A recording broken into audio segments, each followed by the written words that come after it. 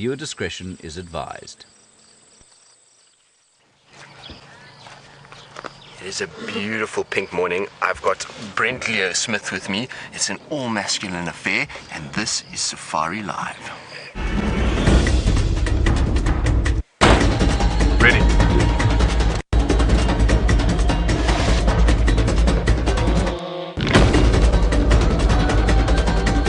Standing by.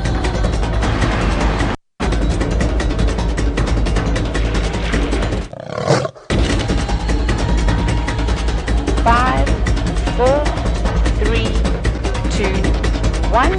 You are live, you are live.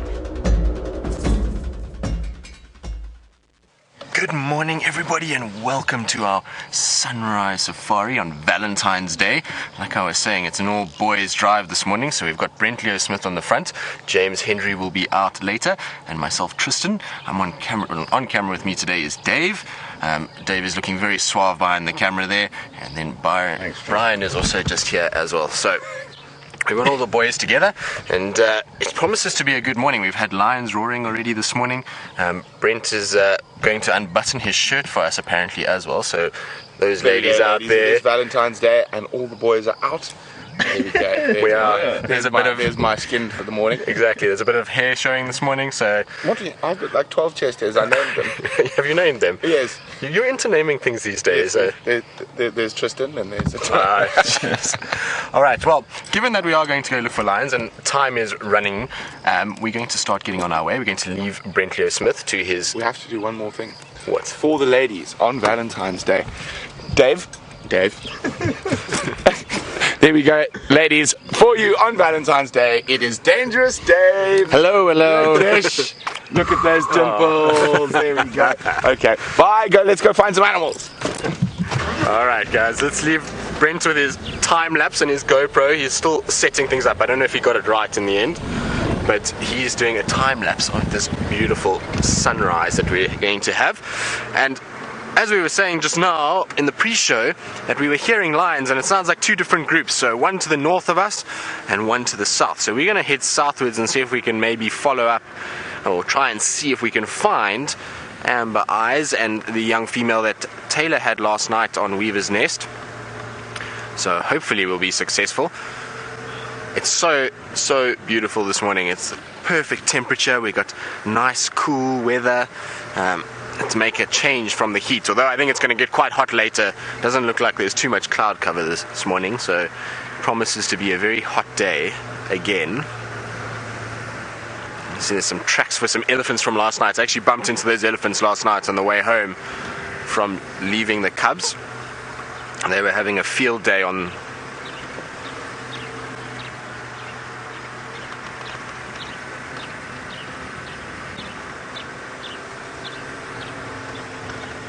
let us know about the Tingana update. I know Brent is heading roughly in that direction, and so am I, so we will definitely look out for his tracks and look out for him. I believe he was seen about 4 hours ago, and so with Tingana can be a tough one because he moves so fast and so far. He could easily be a long way away by now, but we'll definitely look out for him and see if we can maybe pick up on where he's gone and what he got up to. It's always nice having an eye in the sky that monitors through the night. It's quite helpful in the mornings to be able to find things. Now I'm just on the western side of the dam now with the road that leads down to Twin Dams. There's no tracks for him at the moment.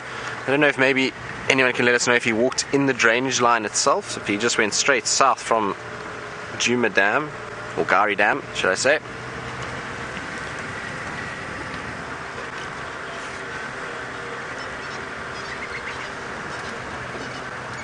There are some Franklin's alarm calling here, but they look like they're more chasing one another. They're busy running across the road in front. So if it was something like Tingana walking around, you'd find that those Franklins would all be in the trees and shouting from the trees. They know that the leopard walking on the ground is a threat, and so they go up into the tree to try to get away. If we see them down on the ground and just calling like this, and there they are over there, just bustling along. It's still cool this morning, so we'll find that these guys will have quite a bit of energy and they'll be moving around quite a bit. So there we go, little Natal Franklins. I don't think I've had this one on camera yet, so that could be another one to add to the species list. Neb from Australia, if you're watching, an update on the tally and to see how far we are. Hopefully we caught up a little bit with Brent, but I'm not sure. I know I was still behind before the weekend, and who knows how many birds Brent did this weekend. So it'd be nice to get an update there. We had 1 or 2 good birds yesterday with the leopards. So.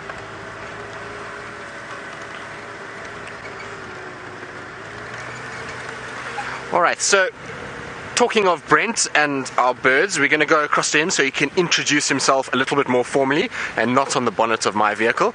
So across to Brent.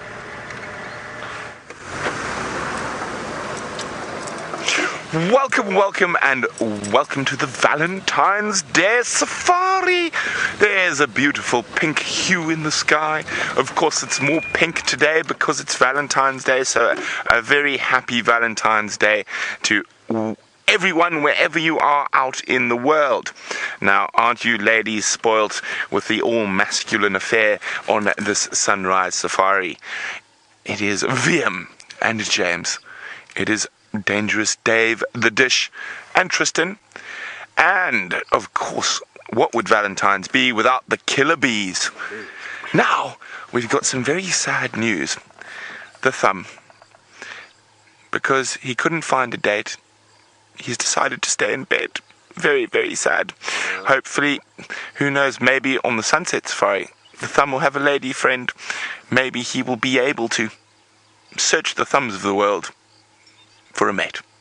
But now Tristan is following up on the Nkomas who we heard calling, and we're going to go see if we can find the royal family, Hosana and Xongile, and of course the Queen Karula. Now let's hope Queen Karula doesn't have a date this Valentine's Day and she's taking care of her cubs. Now, I think she will start mating quite soon, and it's about the right time for her estrous cycle to start kicking in, because we saw her mating with Tingana not that long ago. And thanks for the updates that Tingana was at the dam cam, then headed towards Twin Dams. Tristan's heading down Twin Dams, but that's also where we think the lions were. So we'll see if he sees any tracks or can update us. We're going to start on the southern boundary. Remember, hashtag Safari Live if you have any questions for us. Now, because it's Valentine's Day, I've got a few Valentine's quizzes for you. And the first one is which antelope that we get here in the Sabi Sands is one of the only fully monogamous antelopes out here. Hashtag Safari Live, questions at WildEarthTV. Which antelope is monogamous? We would like to know the answer to that because it's Valentine's Day. So let's see who knows their antelopes.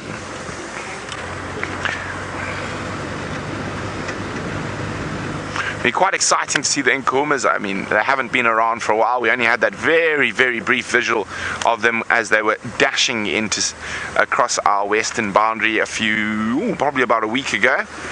Let's have a look here. What tracks do we have? Just Hyena.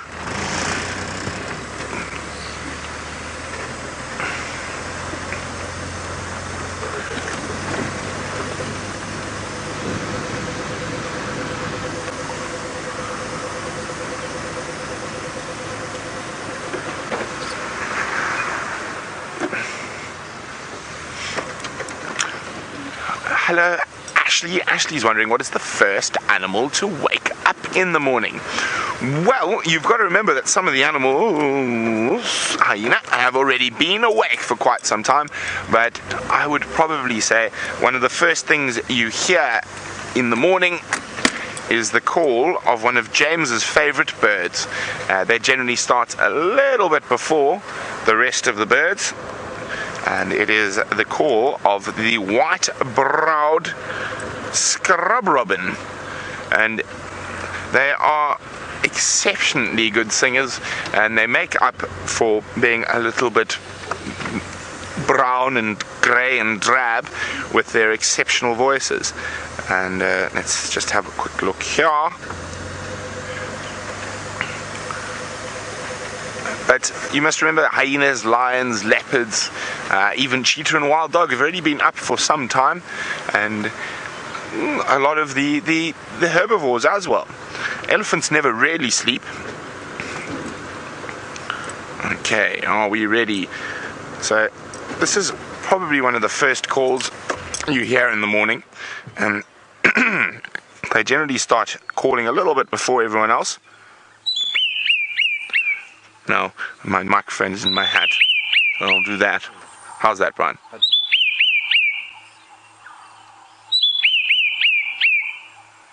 Now, they're also great mimics. That's my favorite.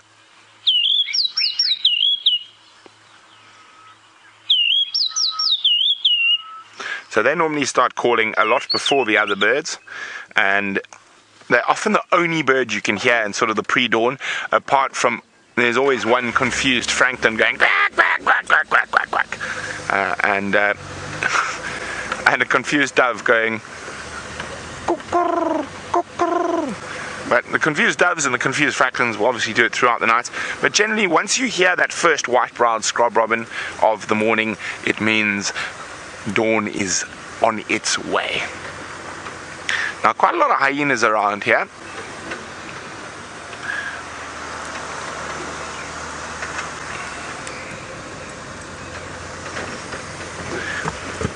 Well, we're definitely going to have to up the difficulty of our Valentine's quizzes as we go on.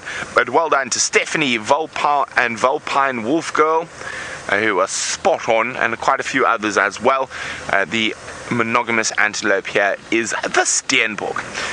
Now, they do mate for life, and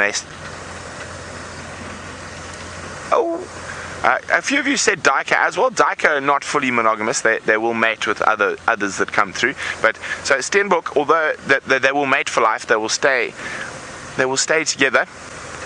They always have a little bit of a sneaky something. So if another male Steenbok happened to wander close to the edge of the territory, the female might wander, and so might the male if a female came close to the edge of their territory. But on the whole, they will stay together till one is eaten by a leopard normally. And speaking of leopards, we're in the zone. We're in the spot to check for Hosana and Xongile. Now, while we look for the royal family of leopards, I know there's a lot of you who would love this gentleman for your Valentine. So let's go say hello to James. I'm afraid, everybody, as much as I try to enter into the spirit of a day like today, I'm, well, fairly unable to. While Cupid's arrow has touched me from time to time, the whole chocolates wrapped in red tin foil, overpriced teddy bears, cards with vomitous sentiments written on them, have left me slightly jaded about the 14th of February, so I'm just going to greet you in the name of that magnificent sunrise there, and say to you that my name is James Hendry, and on camera is Willem Dorenbraak, and we are as live as Brent and Tristan. Hashtags for live is how you get hold of us. Herbert is just up in front of us. And what we have is the sound of lions. So perhaps the Nkuhuma Pride in this block to the north of the camp. And I think that's where they've been for the last 2 days. And I think it's probably that they've killed something. Now, the smell of roses normally associated with this day. Today I will associate it with the smell of turpentine. This is Cymbopogon excavatus, the Valentine's grass, with the smell of turpentine. I've decided that I'm going to be the anti-Valentine today. I believe that in the pre-show, Brent Leo Smith decided that he would disrobe himself in some way. I must confess that I apologize on behalf of all staff members of the Wild Earth crew, and hope that it wasn't too offensive to anybody. If you missed it, and are sad that you missed it, you're probably in need of some sort of psychological evaluation. Now, let me just get on to exactly what the Nkuhuma Pride got up to. They came out of Buffelshoek yesterday. They crossed Taylor Farm, the tracks coming south. That's sort of in that direction there. They came down the road called Mvubu Road, which is the road that often many of you very kind people tell us about animals moving on to. Tingana, for example, often comes to drink at the pan and goes that way. Karula does the same sort of thing, and so do the lions. And they came down Mvubu Road, and then we think they went into this block where the hyenas used to den quite a lot until the lions started spending more time there. And there are almost no roads in it because there are 4 drainage lines that all eventually join up and feed into the Djuma Dam. And so it can be very difficult to get in there and find out what's going on. Taylor and the trackers yesterday morning eventually did find 2 members of the Nkuhuma Pride, Amber Eyes and the youngest lioness, the 2 that are not mothers yet. But the rest of the pride with the cubs, Herbert reckons, are inside this block here. So with any luck we'll be able to find them during the course of the morning, and then we'll bring the cars in and they will have a better view. Let's just have one last look at what is an absolutely glorious horizon of burnt orange and blues and yellows and oranges. Beautiful. Let's head across to Tristan. He has also got a view of the sunrise. We will continue looking for the Nkuhuma Pride. We do indeed, James. It's a beautiful, beautiful sunrise this morning. We came down to Twin Dams just to see if there's any sign of those lions that we heard calling with Brent. So far, nothing. And while we were here, we just decided we would sit and admire this incredible sky that's happening. So it seems like nature's in the spirit of things with a pink sunrise this morning, which is great. I'm not sure why James is being anti-Valentine's Day today. Dave says he's like the Grinch of Christmas. I don't know if there's a name for that, but hopefully not. I'm sure we can twist him by the end of the afternoon. I'm sure he'll be able to get into the spirit by this evening. There's lots of festivities planned by the FC crew, so I'm sure James will get into it. But like I said, no tracks for the Nkuhumas. I know the tracks for Tingana also ended up turning west, and they've been seen a little bit further away, so not towards Twin Dams. They've gone up towards Vuyatela access and going westwards. And so with him, it's all likelihood he's probably crossed into Simambili or Arathusa and has gone on his territorial patrol. It's a route that he does like to walk, so I wouldn't be surprised if he's somewhere that way. But I want to just check our southern boundary just to make sure that these lions we heard are not south of the boundary. It'd be interesting to see who they are. If there's audio for other lions north, maybe it's the Nkuhumas talking to one another, trying to rejoin, or maybe the sticks have taken exception to the Nkuhumas being quite far south. So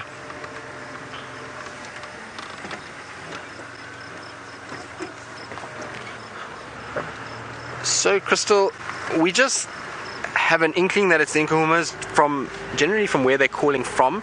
So that northern section that they had audio is right in the heart of the Nkuhumas territory. So it also wasn't that big, deep, booming voice of the males. It sounded very female-like. And so that's why we're just going with Nkuhumas. It could be completely different pride. We could be completely wrong. But generally, it's very seldom that you'll find lions that are way out of territory roaring and making a lot of noise and advertising that they're there, unless it's young males that are coming to challenge for the area and to take over.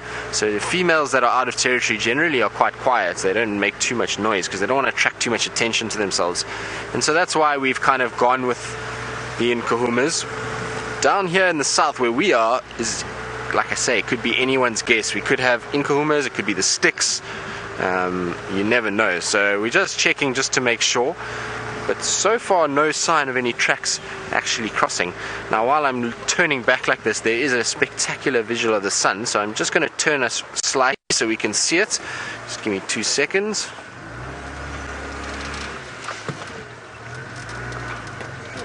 But how is that for a sunrise to start the day? That's pretty spectacular.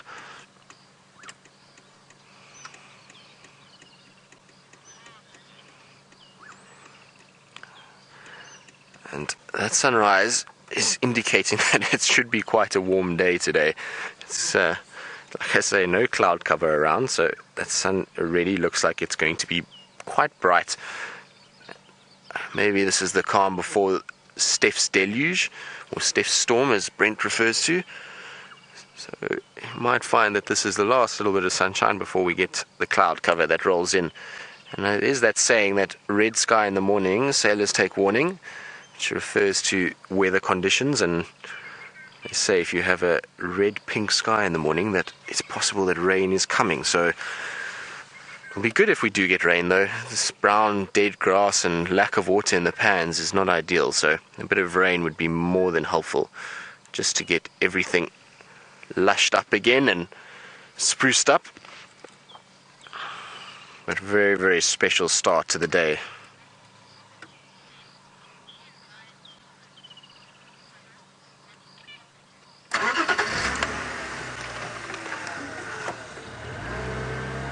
Alright, so we're just going to carry on along the boundary just to check and make sure. Alright, so while we check for these big tawny cats and any footprints for them, we're going to go across to Brent, who I believe has got some spotted cats. Well, with the oh, Hosana, you silly fool. They are playing, and both Hosana and Xongile managed to get thorns in their feet in their last little rush around, and they have buffalo thorns. And I know how nasty those are. Oh, little Xongile, shame.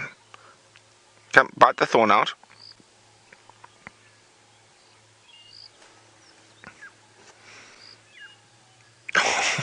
Sweetness. Hosana caused all that havoc, of course, and he came charging out of the grass through a buffalo thorn thicket.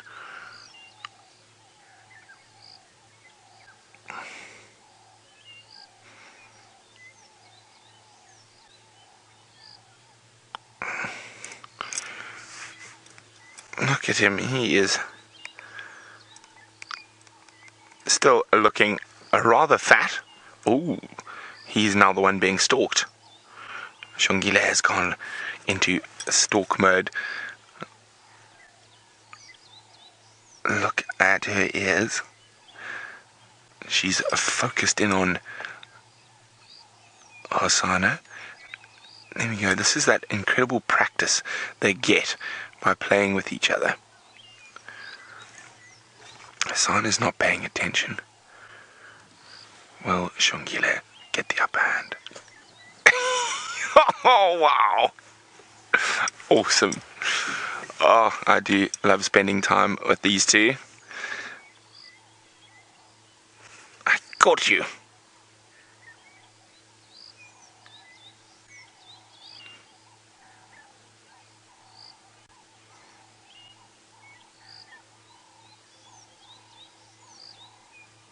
Beautiful.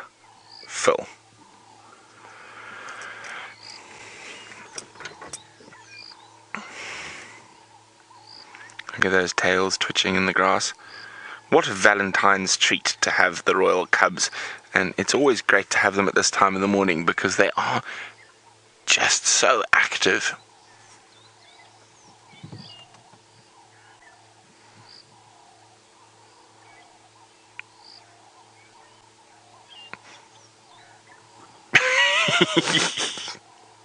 You can see the massive size difference between the male and female already, even though they are exactly the same age.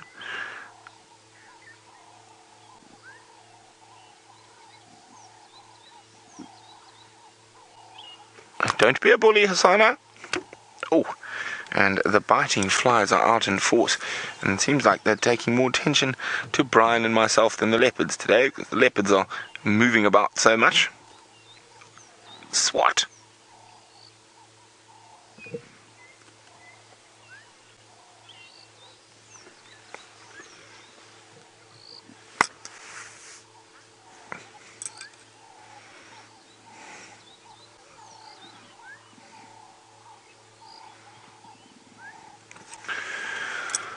Michael is wondering, why is Karula coming to Eastrus early with this set of cubs? when she might not have done in the past? Is it because she's old? Well, to put a definite in on it, Michael, is near impossible. Let's just get a bit closer to them. But it could be because she is getting older and her hormones are changing. I think from my experience with leopards like Karula, we had some similar leopards when I worked down in the south. I would say she's probably maybe got one more set of cubs after Hosana and Xongile left in her. So it could be that the fact that her biological clock is ticking, saying, well, you need to get busy now, madam. But it's as I said, and all of that from us is just speculation. We can't be 100% certain. Hello, Fatty. Having fun this morning?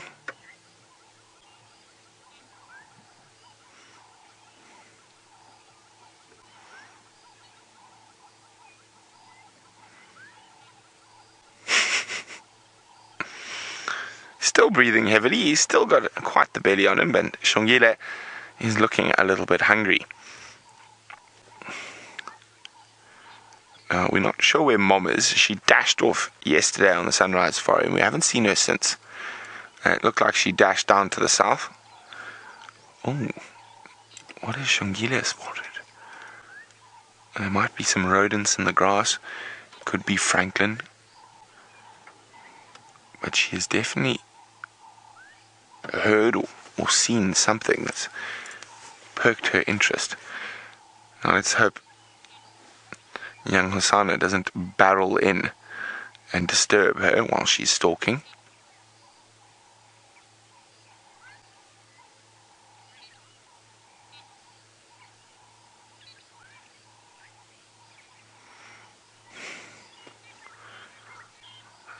What have you seen, Xongile?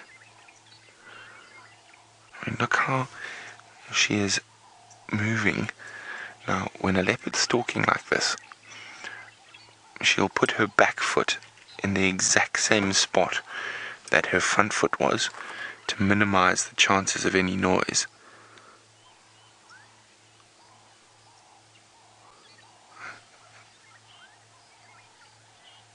Very slow.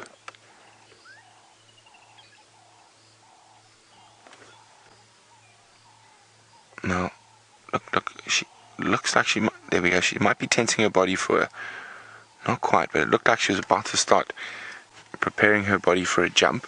There we go. Oh, whatever it was, it looks like it escaped again.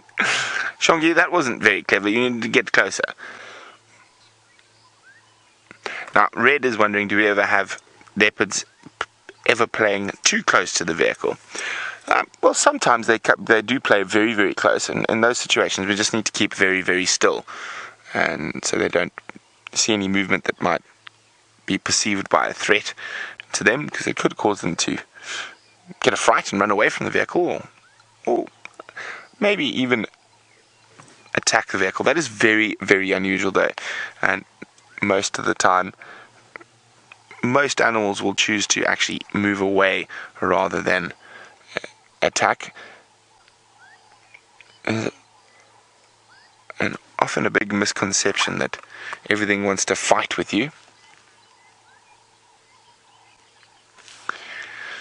Now, well, the leopards go a little bit flat.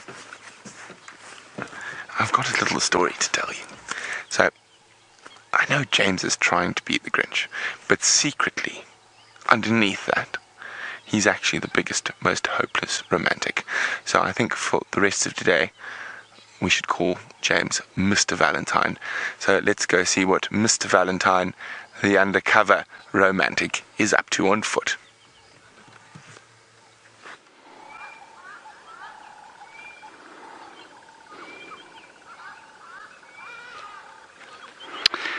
That is obviously absolute rubbish.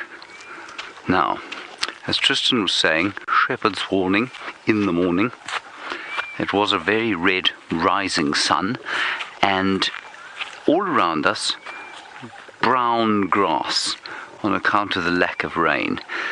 And I wonder if that shepherd's warning in the morning is perhaps going to bring us the promised deluge. I'm not convinced myself. There is a spider's web there. Let's have a quick look at it. It's a golden orb spider. I know that you've seen lots of these this season. Well, you've seen just about every one that we found because they have been so uncommon this year. But there we have a beautiful golden orb web spider shining gold in the morning sun. Mercifully not red, VM, because red is the color of? The apocalypse. The apocalypse, correct. Red is the color of the apocalypse. Not Valentine's Day, but the apocalypse, which in some cultures, I'm sure, are this one and the same thing. There is no spider on this nest. Now, what we have over here is the sword-toothed lovegrass. On account of the fact that it's Valentine's Day, unfortunately, this sword-toothed lovegrass is, VM? It's dead, isn't it? Yeah, it's dry and withered and desiccated. Let us continue.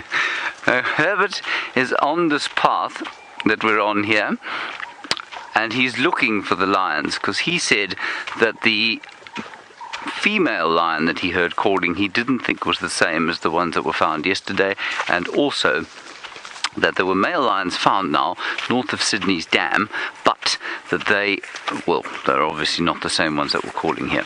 Now, Lisa, you're wondering about the rain and will it affect the animals? Is that the correct question?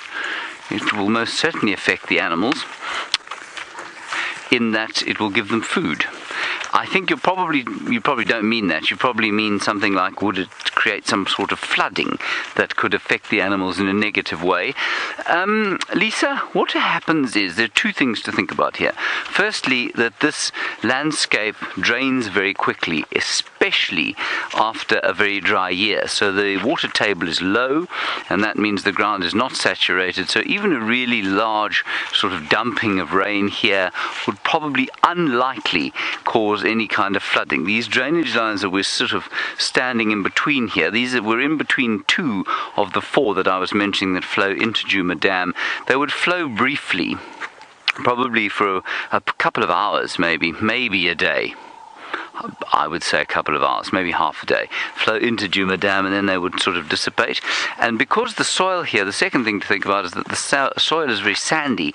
There's very little clay here, and that means that it does drain very quickly. So although, yes, there could be a localized flood that could perhaps affect something like, I guess, the reptiles. It might affect a tortoise that couldn't get away in time. It might affect animals that have little burrows, perhaps, sort of gerbils and that sort of thing, perhaps a snake lurking in a burrow or a lizard in a termite mound or that sort of thing. But largely, I think animals would weather the storm, if you'll pardon the rather poor analogy, and they would be okay. Here there will be a lot of water and a lot of wind, which of course combine to make for very cold times, and I suppose then very young impala or duiker lambs or steenbok lambs or kudu lambs, which were very small, could perhaps be affected by them. They could die. And then lightning is the other thing that does tend to kill animals out here from time to time. All of this, though, would make a negligible dent, I think, on the populations of animals out here. So, Lisa, I'm going to say yes, of course it would affect them, but I think it would be a far more positive effect because of the amount of water that there would be that would then result in vegetation growing, insects for the birds to eat, and that sort of thing. Nice question, thank you, Lisa. Then, I have to tell you, and I don't know if Tristan told you this already today, but one of our favourite sons, he of the, shall we say, how should I describe him? He of the dog-eating cat, if you know what I mean. Xongile was found yesterday on Arathusa. Now that is very, very exciting indeed. We don't know if he's going to come across this way. It would be very wonderful, but he's obviously in very good health. Not ideal, I suppose, that he's around Shadow and her cubs, two of them, but I think it's probably okay. I don't think he had any effect on the last cub. So quite interesting that he's back around the place, and let's hope that we see him in the next few days. Vim, have you ever seen as many flies as this in your life? I think yesterday. Yesterday. Do you think that it's got something to do with the apocalypse coming up? Or maybe Valentine's Day flies. They're Valentine's flies, yes. The flies are an appropriate animal for Valentine's Day. Then Barbara, you're worrying or wondering about an update on Shadow's little cubs. We haven't had an update. They've closed that area, which means we can't drive in there. They're just trying to sort of lessen the effect of, too many people going to look in a fairly sort of limited area with difficult driving terrain. So I'm afraid I have got no update on them. And for those of you who did miss it, we did find Shadow and her 2 little cubs last week, Thursday. It was a very, very special sight indeed. No, it was Friday morning. It was our first sighting of them, and hopefully the first of many. And I'm hoping that she's going to come back onto Djuma at some stage. Alrighty, let's head across to Tristan. We're going to keep going north here, see if we can't find some lion tracks. We don't even have the tracks yet, but it's a glorious morning, and I'm sure Tristan would like to tell you a bit more about it. Alright, so we've managed to pick up the tracks for these lionesses, the 2 that were seen last night, so Amber Eyes and the young female, and they are slowly meandering northwards. I've seen lots of signs of them where they've been lying down and sleeping, and so what we're going to try to do is just follow these tracks and see where they take us. Now, I wonder if they're not going to take us further north to where we heard lions. It unfortunately sounded like it was in Buffelshoek, but hopefully it's the males or the rest of the pride is up there, and these ones are making their way slowly that way.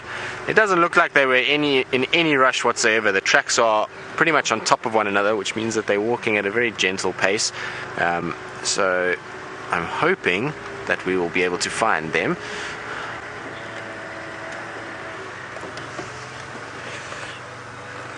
So, Sean, the lions' territories are quite dependent on the density of lions. So the more lions you have, the smaller the territories will be, because they interact with one another and they will push each other into smaller areas to try and expand their area as much as possible. So their territories can be quite small in higher density areas. Where we are here, the Nkuhumas probably have an area that is about I would say between maybe 10,000 hectares, so that would be about 20,000 acres. So I'm just trying to see where they went. They were lying down here, but I don't see any further tracks on the road. Anything coming back that way, Darby? Okay, so nothing going down from the Manskatlan, so they must have headed north from here. So sometimes they go through these little thickets and then onto the other side. But yeah, so it just depends on the number of lions, but they generally will have quite large territories. You'll find that the bigger the pride also, the larger the territory that they will be able to claim. So if they are a very big pride, then generally they take a very large area. Now,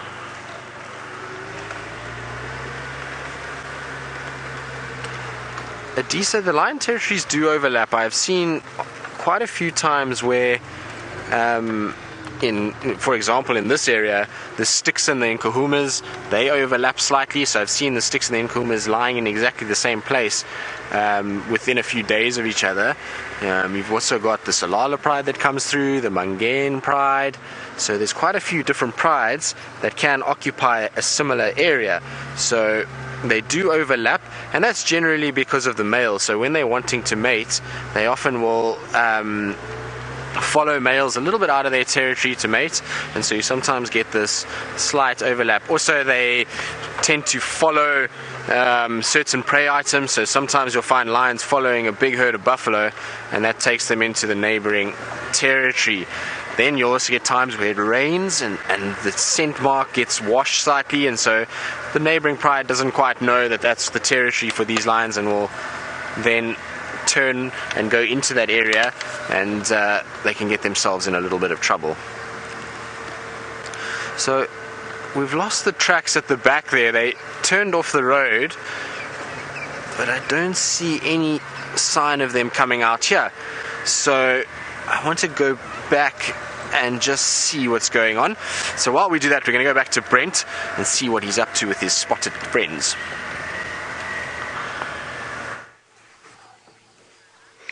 Look at the beautiful light on the little prince's face. I just heard a Franklin alarm calling to the south of us, and he lifted his head. He has not moved since we were last here. He's fast asleep. Was fast asleep. He's now half asleep. Oh, poor kitty is tired. Well, let's go have a look at little Xongile.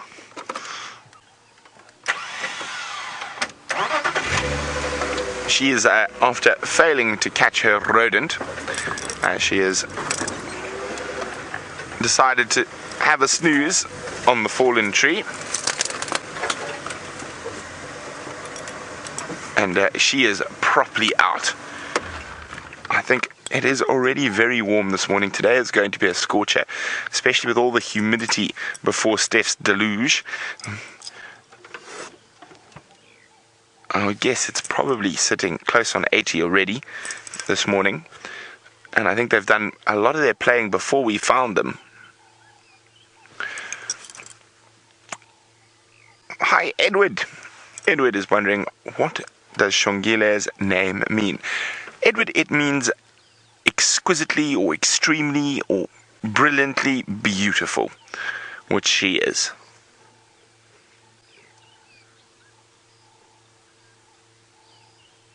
Pretty girl.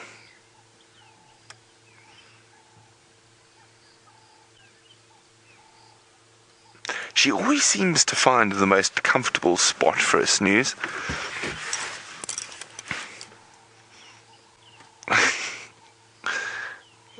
One leg tucked under with the paw for a pillow, and the other three legs are dangling. I would say Xongile looks more comfortable in a tree than I ever seem to be in, even in my own bed.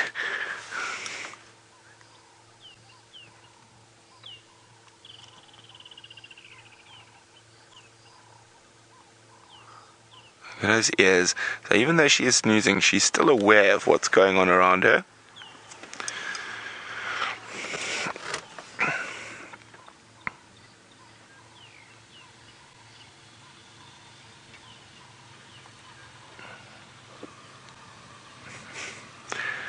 Now, Stephanie is wondering, if she was in danger from predators, would Hosana ever step in? Unfortunately not, and when it comes to saving one's own skin, it'll be each for their own. And she would probably dash up a tree to get as high as possible, as quick as possible.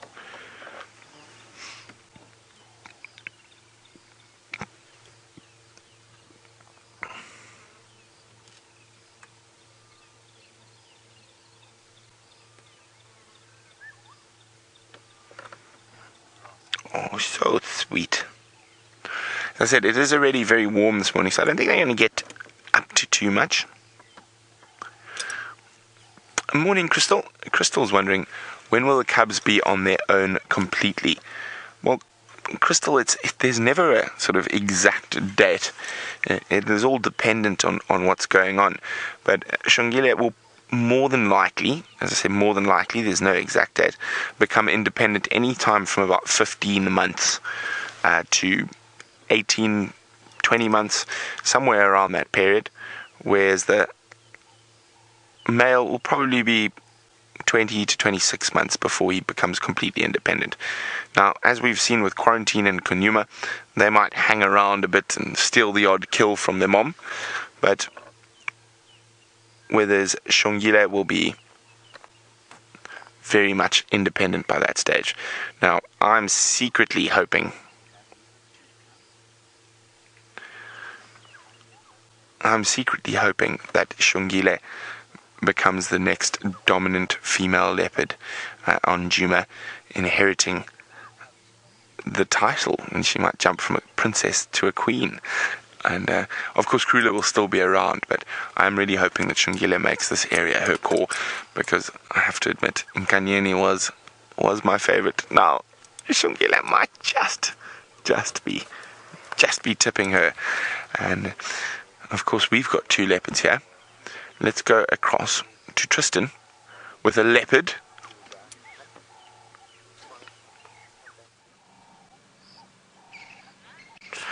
We do have a leopard tortoise, and we have a absolutely massive female leopard tortoise. She is huge. She's doing her best to camouflage there, so we bumped into her on the road, and she's trying to just sneak into the bush and hide herself away. And you can see it, she actually does a very good job of it. As she tucks her head in, you'd really struggle to see that if you weren't paying attention.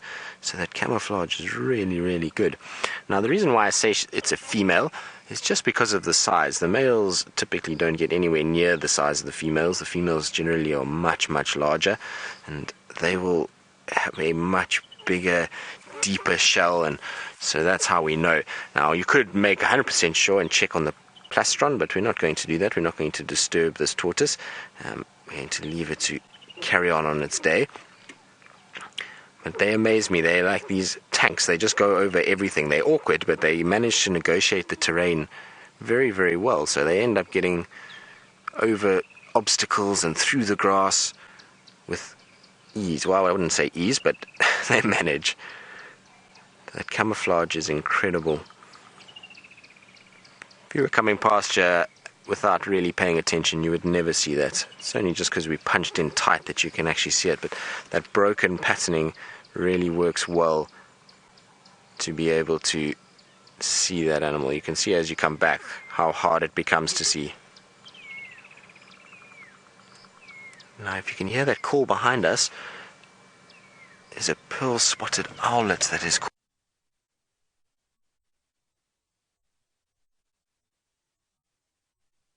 But it's my favorite call. I love that call. It's always the sound of the bush for me. And so in one of those trees there, I can't see anything. Sometimes if you look from far, you can just see this little dot low down in one of the branches. But they do camouflage really, really well. So I don't think we're going to see it. But they're always a bird that you hear at this time of the day. So you'll hear them in the early mornings and late afternoons. That's when they like to call. Now, we did get a bit sidetracked. We were obviously tracking those lions, and the tortoise was on the road, so we got a bit sidetracked with that. But the last track I have for the lions is coming this way, so we're just coming up to the western side of quarantine clearings, and so I'm hoping that their tracks come out here. I know James and Herbie are also looking around for tracks, and they're a little bit further north of me, so they haven't seen anything yet, which is a good sign. I'm hoping that they've then decided to lie up somewhere or are still mobile, and so between the two of us we'll be able to find them.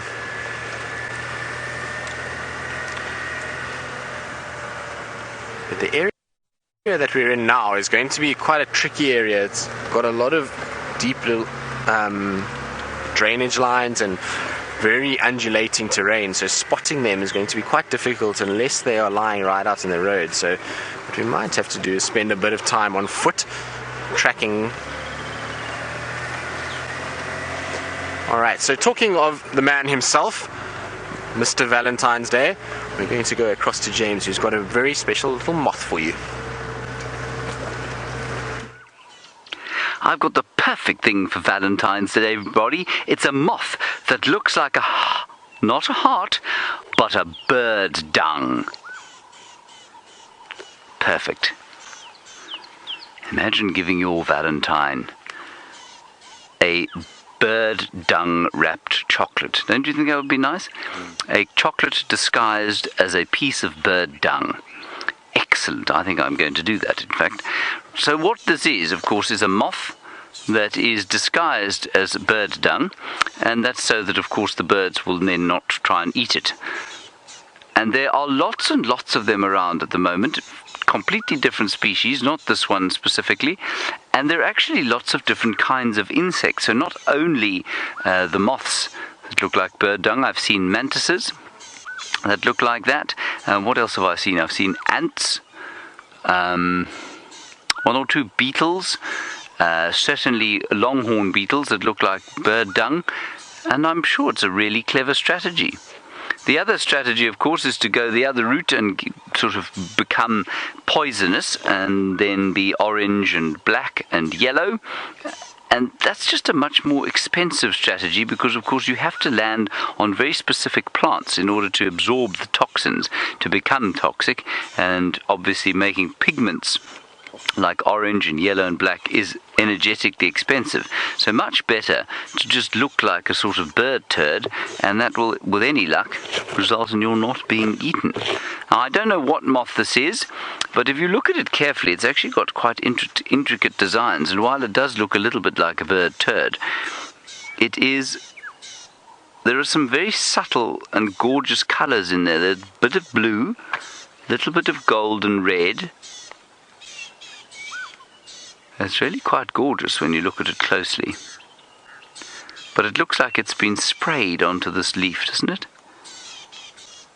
I think it's just marvellous. In the background you might just be able to hear the sound of the rattling testicular. I think they're having a lover's tiff. That's what's going on there. He obviously forgot that it was the 14th of February. In fact, let's put it the other way round. She forgot that it was the 14th of February. He is now dreadfully upset about the whole thing. He's shouting at her, saying, I do so much for the family, and now, on my special day, you've forgotten about this. And she's saying, you must be joking. This is a commercial nightmare. It's not a real day at all. Right, let's carry on. In fact, they're alarm calling, but they're alarm calling at us.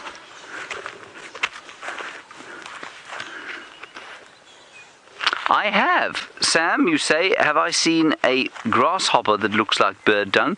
There are a number of grasshoppers that look like bird dung, actually. That's a really good observation.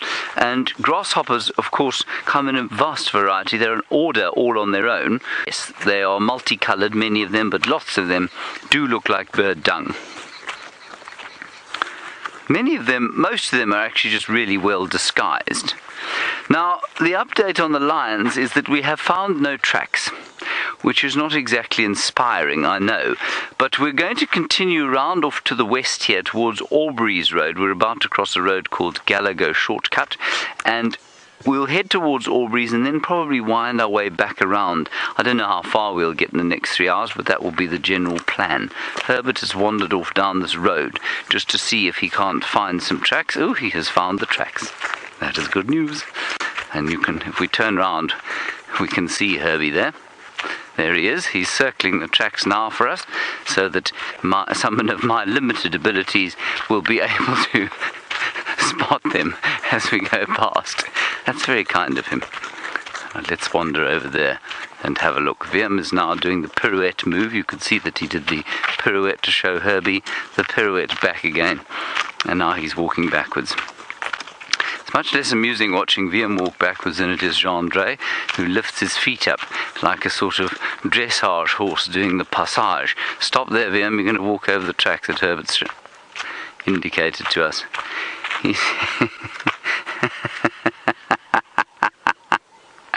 He hasn't found lion tracks.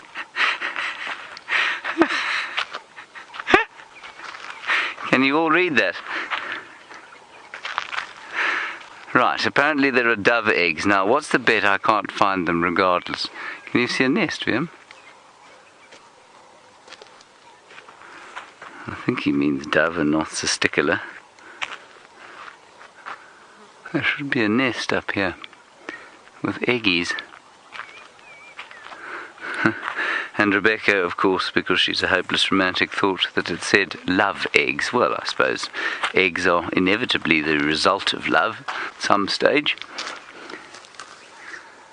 No, come on, Hendry. I must be able to find these things. Surely. This is embarrassing. Herbert spotted them, wrote on the road, thought this idiot surely will be able to find them in here after I've told him they're here. I feel like a kid on an Easter egg hunt. Jim, you're not being very helpful.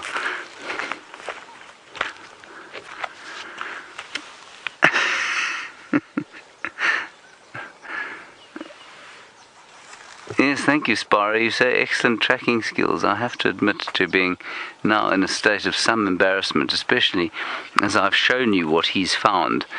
Well, I've shown you the writing that he's made for us. And now I can't see the eggs. Oh, do you think they're in a different tree? I definitely don't see a nest in this tree. Oh, how... Oh, you got it. Well done, VM. Thank goodness. Oh, that is amazing. Look at that.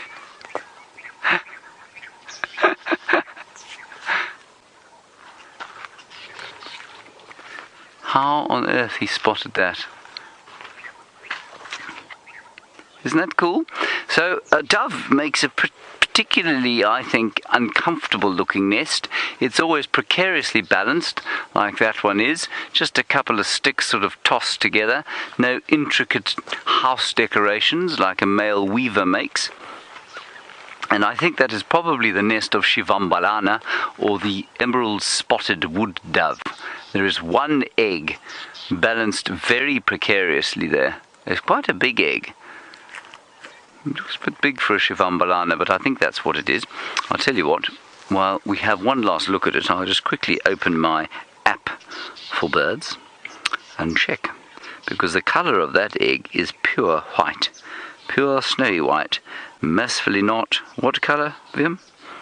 Red. Correct. Mercifully not red. It could also be a laughing dove. Cool. Cape turtle dove is possible. Just the nest looks a bit small. And Siberia Zumi, you thought Eggsy was writing a love note to me. I think of all the things that Eggsy wants to do with his day, writing a love note to me is probably the very, very last. I think it is an emerald spotted wood dove. I've looked, it is around the size, and the nest is almost right. Normally a bit more grass in an emerald spotted wood dove.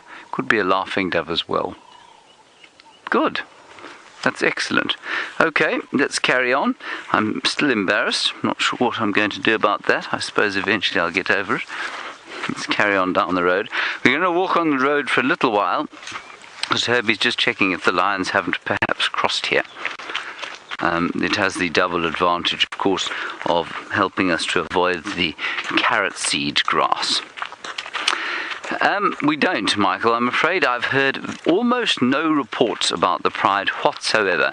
You say, are all 6 cubs still with the pride? Have we heard? I don't know. No one's seen these lions for some time.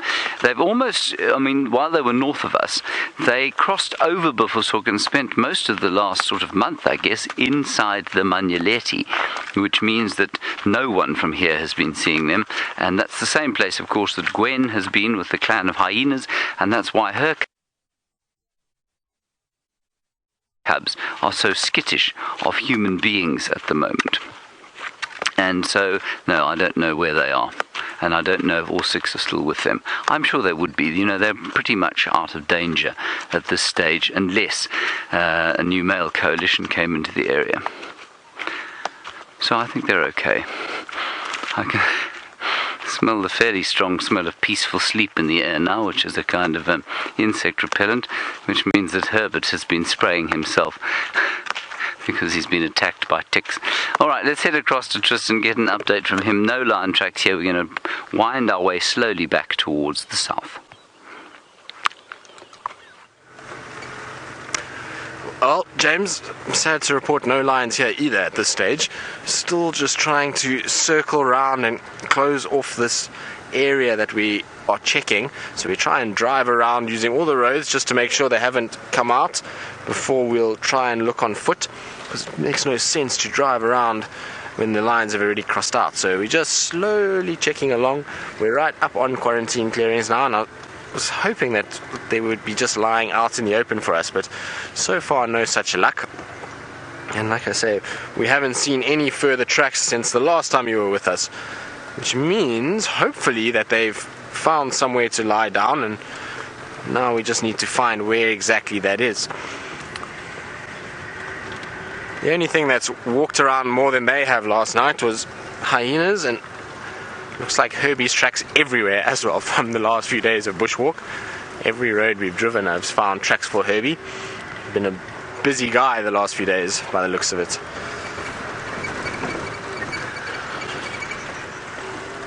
And so definitely haven't come up this way. It's a nice road this, so we would have seen the tracks quite easily on this soft substrate. It's very easy to see on these powdery white roads. The tracks for these lions stand out quite clearly when you're on these sections, so they must have changed direction slightly, or like I say, they've laid down.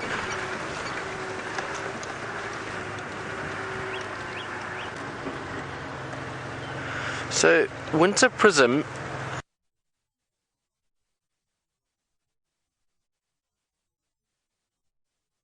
the lion cubs should be habituated when we find them again. I would imagine that they have still had some exposure to vehicles. I know they wouldn't have gotten much down in the southern Manyeleti. They don't generally see too many vehicles there. But I know that they were on Arathusa and Simambili the other day with the cubs, and apparently everything was fine. The cubs were quite relaxed and sleeping, so they still have seen vehicles, and they, from the formative years, will know that the vehicles are not too much of a threat, so they should be fine as long as nobody's been messing around with them or trying to chase them or anything like that. Then generally they don't worry too much about vehicles, even if they haven't seen them for a while. It's more that those first few months when they're just exploring and getting to know things, if they can get used to vehicles during that period, then they generally are okay. They don't have too many issues going forward. Alright, so no tracks still not coming out here onto quarantine, which means that these lions have either changed direction or their tracks have led into the block and they've decided to have a little sleep. So I'm going to go back to the last position that I had, and hopefully I'll be able to pick them up there. So in this area that we're in now, it would be really quite easy to see their tracks. This road was dragged with tires yesterday to just smooth them out. It's something that often gets done, is that the road surface gets dragged and it kind of fills in all the little gaps and little depressions with the sand on the surface, and it makes a nice smooth blank canvas, and any animal that walks on there leaves this beautiful print. And so we would see them quite easily on that, and there is no sign of them there, so just need to check again and just see where these tracks are going. Now I know Brent came down this road this morning, and Brent normally has very good eyes for all things tracking, and so he didn't say anything about tracks this morning, so I don't think they've come up this way. I could be wrong though. But by the looks of it, there is no sign of them here.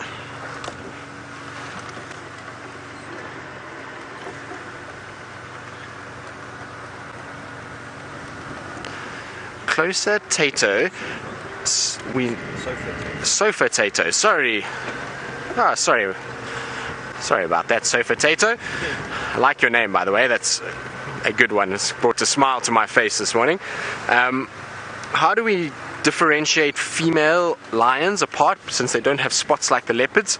Well, we can use whisker patterns. So there are these little dots around the whiskers that you can use that are generally very, very specific to the individual. Also, there's nicks in the ears. There'll be markings maybe somewhere on the coat.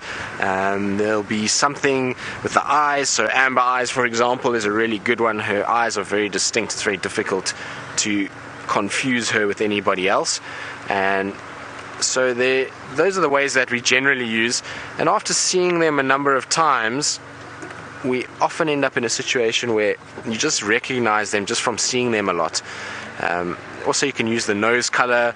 So on the young Nkuhuma female, her nose is still quite pink, and so that's a good way to utilize it. But those are the general ways we do it. The whisker pattern is probably the most scientific way. That would be, oh, there's an elephant. Hold on, Dave, I'm just going to go back because we're going to get them crossing the road behind us here. Now the elephants look quite calm, so I wouldn't imagine they've bumped into any lions if they're looking quite calm. And it looks like just one young male all on his own. And this is a very small male, so he would be a male that's just left the herd. There he comes.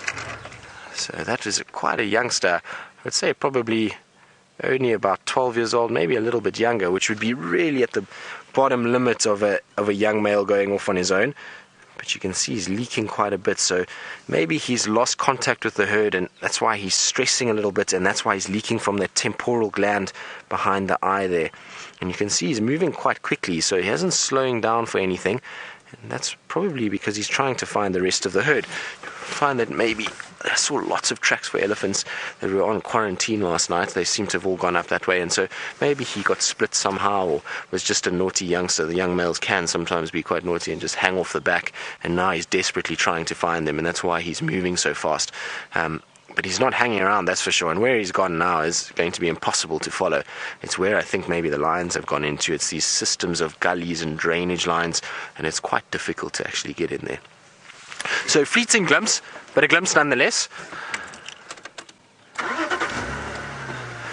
Alright, so we're going to carry on looking for these lions, and while we do that, we're going to go to James, who's got another tortoise.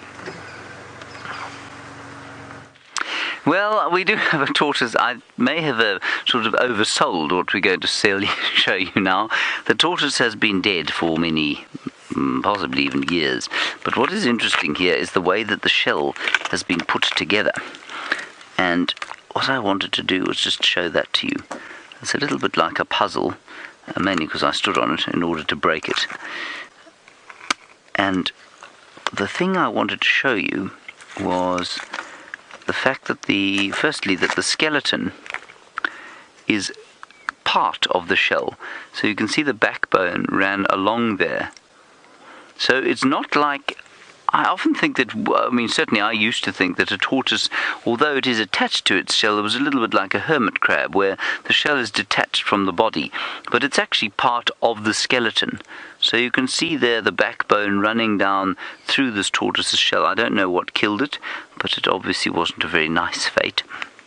And then, the other thing to show you, in amongst the fact that there are still some bones there, that's a scapula, so that would have been the front. I'm not sure what the rest of it is. Do you think they taste like chicken, Liam? Yeah? Yes, probably like chicken. But what I wanted to show you was the way that the scutes are attached to each other. So if you look over here, you can see that there's a very distinct join. And you can see where it joined on to the rest of the shell. Now those scutes, those are the sections of the shell, it's just a fancy way of saying shell section, they grow individually.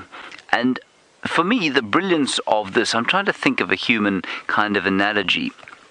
Our skulls are the same, but each piece grows individually such that each other piece accommodates it, if you know what I mean. And so it has to be joined in very specific places so that the shell can grow almost as a whole, but it doesn't grow as a whole. It grows in each of these pieces, but each piece grows at exactly the right rate so that the shell itself looks like it's growing as a whole. And it's the same with the bones in our skulls, which have fused, or semi-fused, which I think is rather astounding. It's a little bit like trying to make a I know that I've had this experience in my life. It's like trying to make something. It's like making a model of something out of paper, for example, and then trying to make the same model bigger again by increasing the different sizes, and you can never get the proportions correct. But nature's managed to do that every single time a vertebrate skull or vertebrate skeleton is put together, which I think is rather astounding. You might not think it's quite astounding, but I do. Sherilyn, you're wondering if I think that Hosana ate this tortoise. I don't think Hosana ate this tortoise. And Viam and I were just discussing the fact that Vutomi likes to eat tortoises. I don't think it was him either. Obviously, we're a long way from where Vutomi lives. He lives in Cheetah Plains. And Hosana, have they been up here before? I can't remember them. That's right, they have been up here. Viam says they had a Nyala kill up here at some stage, but they haven't spent a lot of time in here. So I'm going to say no, I don't think it was Hosana that bullied this tortoise into oblivion. Right, let us continue. I'm not sure how strong our signal is here. I think it's okay. It's been remarkably good today. So let's just keep going. Herbie went up through here. He hasn't written me any more messages in the ground. So we'll just continue.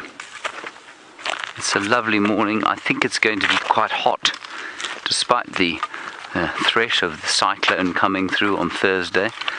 I think today is going to cook. Kirsten, what is today's temperature supposed to be?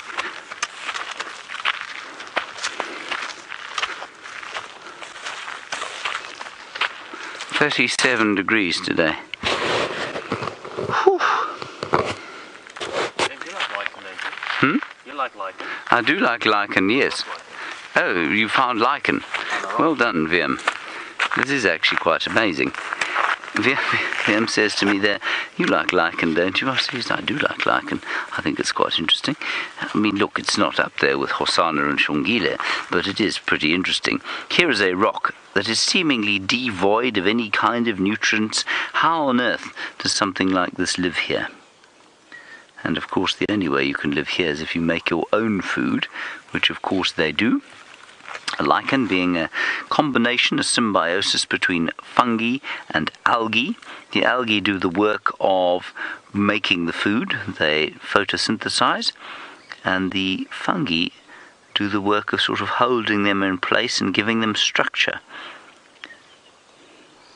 It's just remarkable. I mean, there's bits of life in just about every conceivable spot in the universe, or not in the universe at all, on Earth. It seems to be the temperature is the only real temperature and water, the only real limiting factors. And although this is it's quite a diverse area, it's nothing like as diverse as somewhere like the Amazon, for example, or places like the Central African rainforests. But despite that, there is life absolutely everywhere. And even if you go to a desert of southern Africa, you will find astounding amounts of life. And every single time I stop in a place like this, I find one or two more interesting things. This is the plant called hare's tail, and it's caught a 3-awn seed in it. And apparently quite poisonous, this plant, but I've never eaten it, and so I probably won't. What is that, do you suppose, Wiem?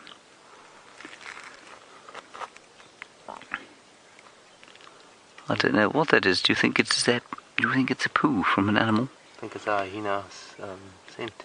A hyena's scent? Was it a miniature hyena? No, they do anal pasting. They do anal pasting, but I mean, do you think it had a very small bottom? Well, most of it probably ended up on the other. Oh, you think it's probably all over here? That's very uncomfortable. Especially, have you felt the spikes on the edge of this thing? They're very spiky. You wouldn't want to be anal pasting on a plant like that, I'll tell you that for free. Right. On that rather sort of, glorious Valentine's note, Brent actually has a hyena that he'd like to show you. Well, thank you, Mr. Valentine, you deep down hopeless romantic. Now, we're with Gwen at the den. Not the best view of old Gwenny girl. Oh, there she is. Now, of course, I don't know, a few of you might remember we were sitting with Gwen about 10 days or 2 weeks ago, and we actually watched a bat fly into the den, so a bat that's sharing Gwen's den. Now, we did see one of the cubs when we arrived, but they are still a little bit nervous, so it moved off. Not far. Oh, I can just see it. I just saw it. Brian? You got it? Okay, past that fallen tree. So basically through right there. I just saw some ears up a little bit. There it is. Hello, little one. No need to be scared. Oh, it's having a roll.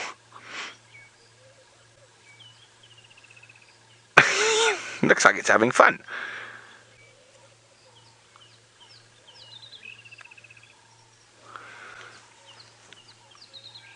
It is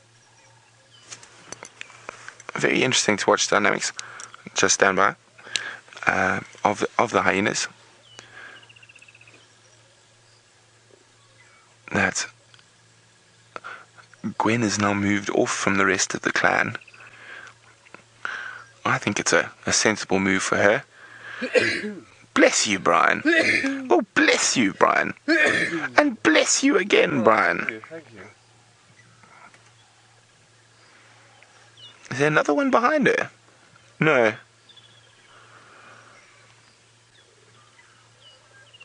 Oh, look at all the... Let's have a look. Brian's just going to pump the gain. No, not that we can see. Hi, James Robinson. James would like to know whether hyenas can be recognized by spot patterns. Most definitely, each hyena will have unique spots. Of course, it's often quite a lot harder to identify them because they do move a lot more than sort of lions and leopards, and they're almost impossible to follow off-road, and they can cover massive distances, over 20 kilometers in a night. But yes, to answer your question, they can. So Gwen is not being very obliging, so I think we're going to move on.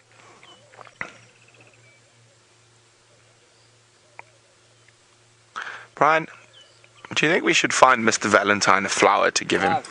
I think we should as well. To warm that dark heart. See, I don't think it's a dark heart. I'm fortunate enough to have known Mr. Valentine for many years. He is, of course, a hopeless romantic. Oh, Gwen popped her head up. Oh, and she's popped it down again. Oh, just for a brief second. Well, Gwen's having a sleep in this Valentine's morning. Oh. Whenever you see that, I know how sore those stable flies bite. And just look at all of them on her.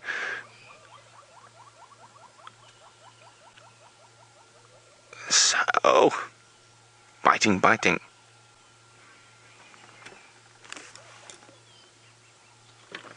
Okay, Gwen, bye.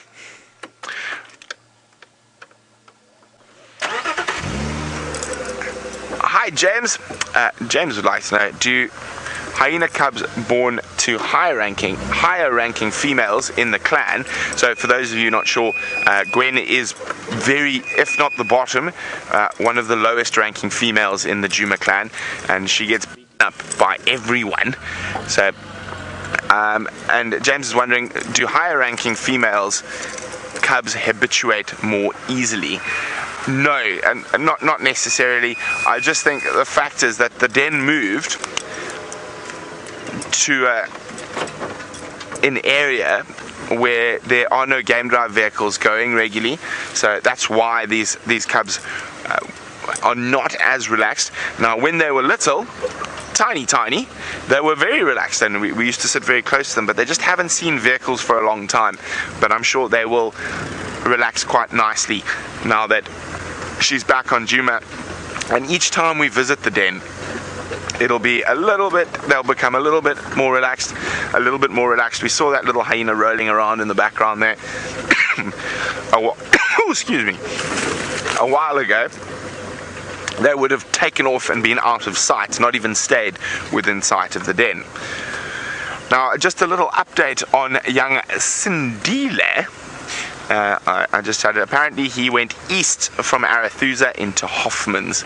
So unfortunately, he is out of our Traverse area at the moment. But you never know, he might appear again. Now, on another note, I also heard that there are male leopard tracks going into Cheetah Plains, and I'm quite sure a few of you wouldn't mind Mr. Quarantine for a Valentine, so we're going to go see if we can find him in the Far East. And while we're doing that,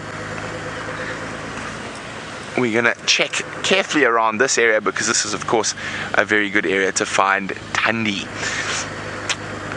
and her cub, who I have not seen in many months. So we're going to head straight towards the east. While we do that, let's go see how Tristan's lion endeavors are going. Well, we've had a positive turn of events. So we found more tracks, and the tracks are now going in an easterly direction, and they're crossing in behind the dam wall at Gowrie Dam. So I think they have sneaked through. I just want to get around the other side of the dam wall and check if they haven't come out. Otherwise, I'm hoping that they're lying in this shady riverbed system. There is a pan down here with water, so if they haven't come out, then that's where I'm thinking. But their tracks are on top of Brent's tracks, so they are from this morning. So hopefully we're not too far behind them now. Unfortunately, they came out on quite a hard section, so only when we got off the vehicle and actually looked carefully did we see where they crossed east again. So it wasn't the easiest thing to see from a vehicle. But now that they've come towards this area where all the roads have been run with tires, it's much easier to see what's going on. So Erica, yes, lions can climb trees. Everybody has this misconception that lions are not able to climb trees and that they are very bad at it. They're actually not. They can climb quite well. The problem comes in that they descend very badly, so they don't come down very well, and that's what kind of deters them from doing it. But if you go into parts of Uganda and Zambia where the tsetse flies are really bad, then you'll find that the lions are often up in the big trees there just to get away from those tsetse flies. There is also a pride down in the southern part of the Kruger National Park called the Varami Pride around Crocodile Bridge area, and they seem, for some reason, even though we don't have tsetse fly in this area, they seem very happy to spend a lot of time in the trees. So you often go down there and they're lying up there, and I think they've figured out that if they go and lie up in the tree, it often is a lot cooler and far less insect activity than being down on the ground. Sorry, I'm just quickly having a look here. So I can see the tracks for Tingana as well going down the road from where he drank last night. I'm just trying to see if there's any tracks for the lions coming back up. Now I know they found tracks for Tingana all the way on Vuyatela Access going westward, so he's probably very far. Just goes to show how far this male can actually walk. Now, there is a rattling testicular talking quite a bit here, so I just want to stop and see if I can see anything. So you can hear that noise. Now that noise is the rattling testicular alarm calling. So they often do this if there's some sort of perceived threat. It could be a territorial dispute. It also could be a snake. They're a good one for snakes, but sometimes it could be a predator too. So worth having a little look around. I don't see anything. Now you'll find if it's a snake, they'll end up mobbing it, and you'll get lots of other birds coming into the area to check what's going on as well and to help with the mobbing. And we've got a couple other birds around that don't seem too interested, so I think maybe a territorial dispute is what we've got here. But there is a beautiful crested barbet on this side, Davy, sitting nice in the open. So it's one of our prettier birds that we get here, and given that we are still doing the birding challenge and Brent has been very distracted with leopards this morning, I think we're slowly catching up. So there's the beautiful crested barbet sitting nice in the open. Now these guys generally don't sit right out in the open like this. They're often bounding around in thickets, and so to get one right out in the open is really quite nice. It's also facing the sun, so we can see the beautiful coloration quite clearly. You can see those yellows and oranges with a little black with white spots on the chest. Very pretty bird, and it's all puffed out because it's busy preening itself, so it's running its beak through, getting rid of all the parasites that it could potentially have. That birds often get quite a few mites on them, and then also just to keep those feathers in good condition, they have glands that they secrete an oil that helps with waterproofing the feathers, and so they run that through just to keep the feathers in good condition. But a very, very pretty bird. There really is, whatever's annoying this rattling testicular, it is very upset with life, so making a lot of noise. Alright, so we're going to carry on looking for these lions, and while we do that, we're going to go to James, who I believe has got an 8-legged friend. Well, it is an eight-legged friend, and as VM was pointing out to me, it is the perfect anti-Valentine's animal. That spider, of course, eats its mate. It is a young female golden orb web spider waiting for its Valentine's meal, which will be provided by the romantically inclined male golden orb web spider by his celebrate the 14th of December, at least February. Beautiful. All right, so that's the golden orb web spider. Can't find the male. Let me just walk around this way, because there's another spider there, Vumpy. No, you can stay that side. Over here, where my shtick is pointing, is what I think is a tiny bark spider, just in there. And it is eating a meal. And unfortunately, I can't see exactly what the meal is, but I was rather hoping that every single fly that is currently biting me on my leg would be trapped inside this web and then devoured. There it is, moving now. Oh, let's try and feed it one of the disgusting flies that's eating me. That would be great.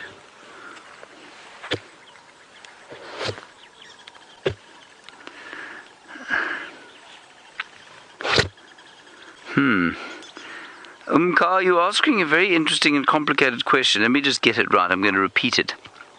You want to know if there are any species where the male and female have different camouflage strategies. And the answer is absolutely yes. Maybe not camouflage, but well, I'm sure there are camouflage strategies, but certainly the most obvious example of that is I've lost my mind. Is the common diadem. That's it, the common diadem. The female is very much mimics the poisonous monarch butterfly. Looks almost exactly like a monarch butterfly. The male looks totally different. It doesn't bother with that aposematic coloration, so it doesn't bother to look poisonous because it's not as important, of course, to the mating or the mating strategy. So often what you will find, Umka, is that females are much more camouflaged than their male counterparts. That certainly happens in many bird species because they are more important to the raising of the youngsters, and so while the males are preening about the place showing off, what happens is the females are hiding and looking after the babies and sort of incubating the eggs. Now that sounds very familiar, doesn't it, Liam? I think our own species is quite similar to that, although, of course, camouflage has naught to do with it. I'm trying to think of any other obvious examples, but it's a really nice question. In the insect world, I can't think of any offhand. Lots and lots of birds. I suppose the monarch butterfly, at least the diadem butterfly, is a very good example. And Nyala? Nyala are sexually dimorphic. Is it a different camouflage strategy? I suppose it probably is, a male Nyala's got a lot more white on it, so it's a lot less camouflaged. So I guess the answer would be that males are often much less camouflaged than females because they're not nearly as important to the raising of the next generation. Let's come around that way, Vumpy, and let us continue. Right, we had a question earlier about the lions and whether all 6 cubs are with the Nkuhuma Pride. I said I didn't know what was going on with that, and Michael, you'll be pleased to know that the entire Nkuhuma Pride, bar the 2 lionesses we saw yesterday, have been found, so we are not going to see them because they are on Biffle's Hook.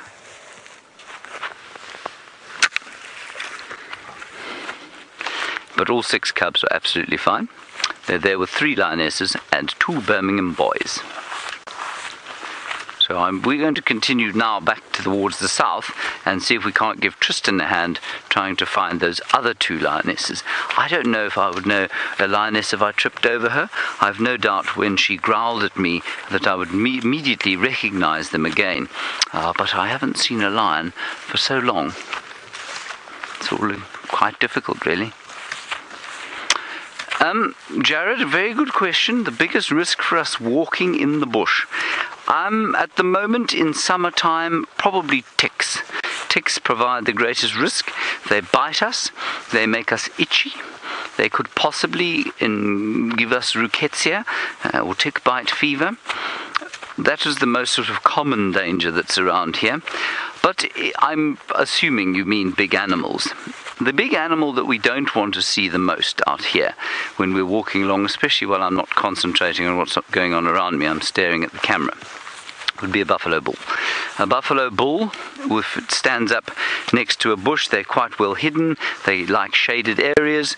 They are randomly distributed around the place, and they are easily irritated, so they can get big frights and they can get up and then they can either sort of charge or run away, and they're the ones that you want to avoid the most when you're on foot. Second, I suppose, would be an elephant.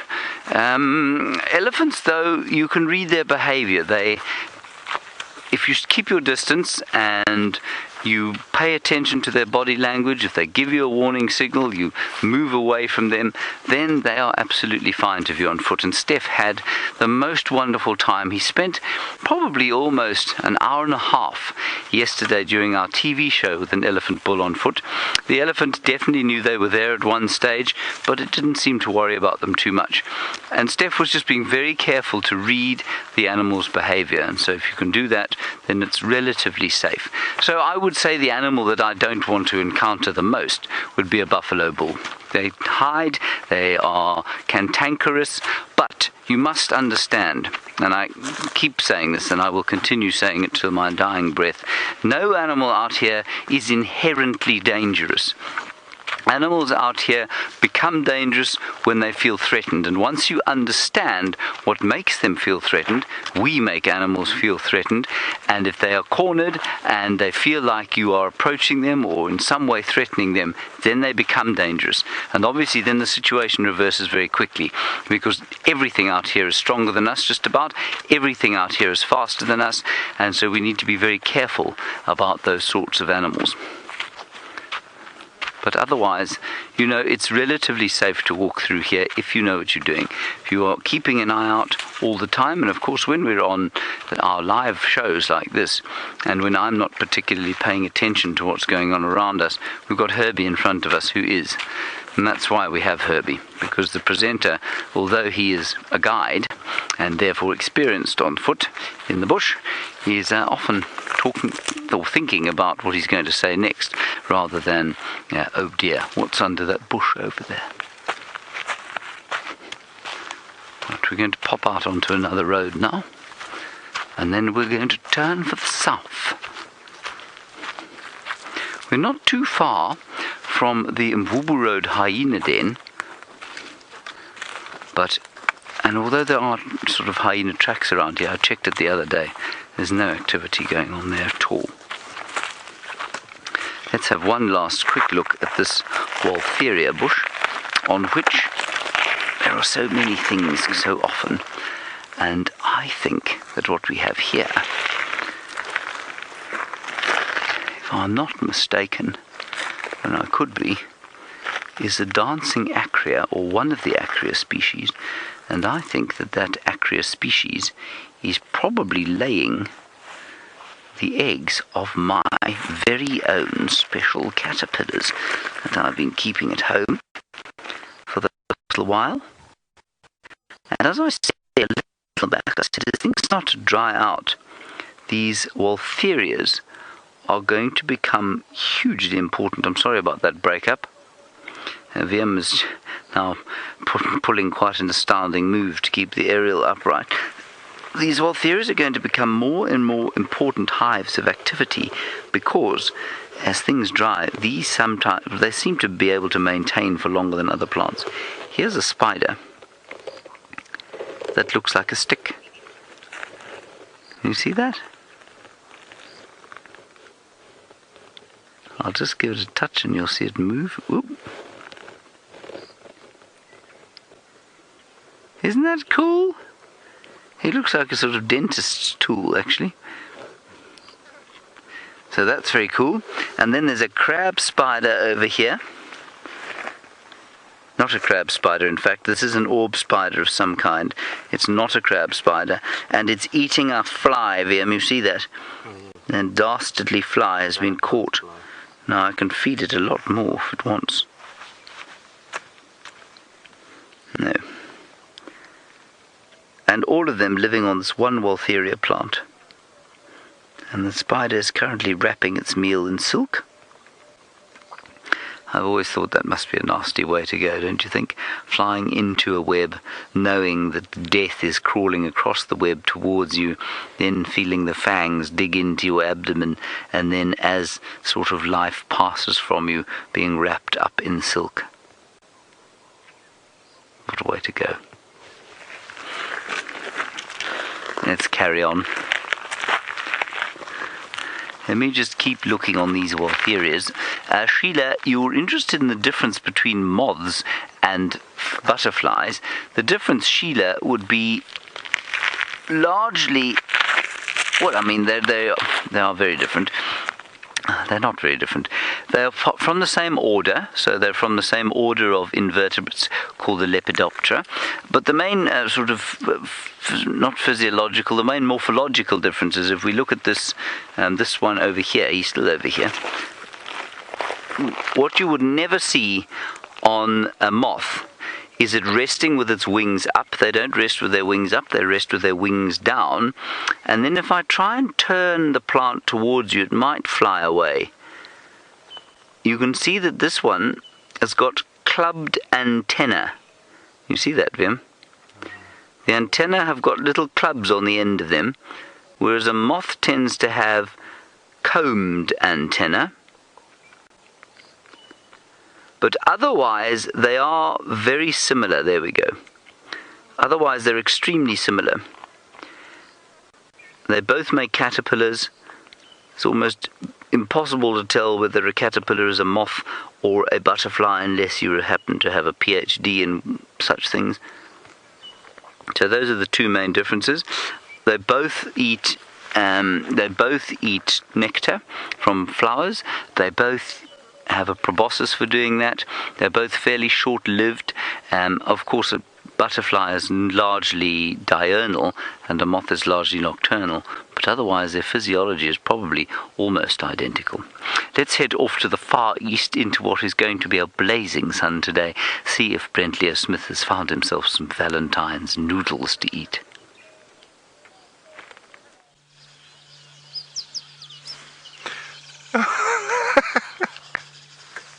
James. First time I've ever heard of Valentine's noodles. There was a little three-banded plover, but he went behind the branch. If we come a little bit to the right, Brian, on next to the next little stick there's a beautiful little pied wagtail who's making lots of noise this morning. We're at the Djuma Dam on Cheetah Plains. And the bird life is going ballistic. You can hear all the weavers. Now we're on the northern side of the waterhole, which is a side we don't come to too often. And I've got some bad news. We rushed down here to come follow those male leopard tracks, but he's departed to Cheetah Plains already. The tracks have gone north, and there's tracks of a male lion that also went north. So, alas. And I just had a chat with Ephraim, who's checked most of Cheetah Plains, or all of Cheetah Plains, in fact. And he says, there's nothing here apart from a few zebra and impala. So we decided we would still check around the Djuma Dam. There are some slightly nervous hippos who don't really want to be seen. Let's try again. Hello, hippo.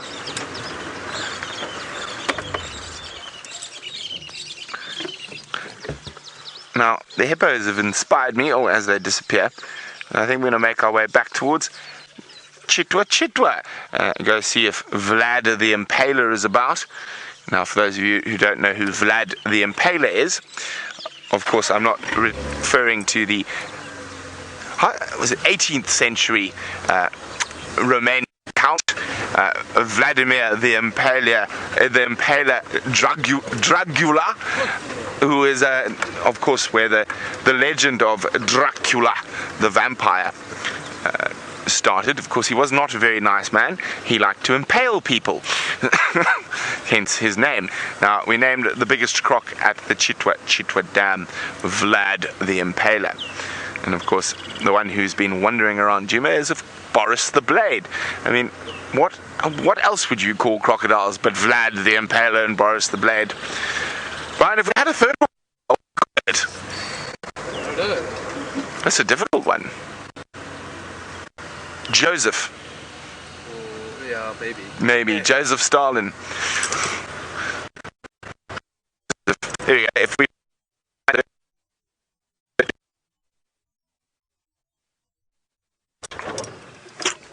we're going to keep moving through, and I said we're going to head towards Chitwa, see if we can find Vlad the Impaler, and who knows, Andy and her big-eared cub.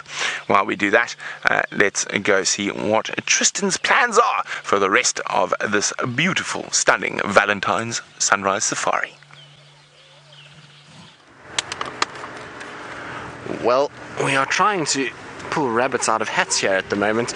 All our animals have crossed out and away from us, but we're still on the tracks for Tingana. He's done a big loop up onto the Buffelshoek boundary, and now he's heading straight south down Cheetah Cutline. So his tracks are on the road. I'll show you now, and they are quite fresh. They're on top of all the vehicle tracks from yesterday afternoon, so I don't know if you can see them there, Dave. In the shade, it's going to be tough without the sunlight. It's hard to make out, but it is there, and he's been scent marking all the way along. Now, Buffelshoek Cutline is quite a busy road, so I think, let me see if I can get a bit of sun there for you, Dave. That might be a bit better. There we go. How's that? Just can make it out there. So there's his footprint. So there's still some luck. Hopefully we'll come right and be able to find him. Like I say, everything seems to be going away from us this morning. The tracks for those lionesses crossed up into Buffelshoek. So we must have just missed them this morning, first thing. I think maybe they saw Brent's unbuttoned shirt and got a bit scared and went north into Buffelshoek.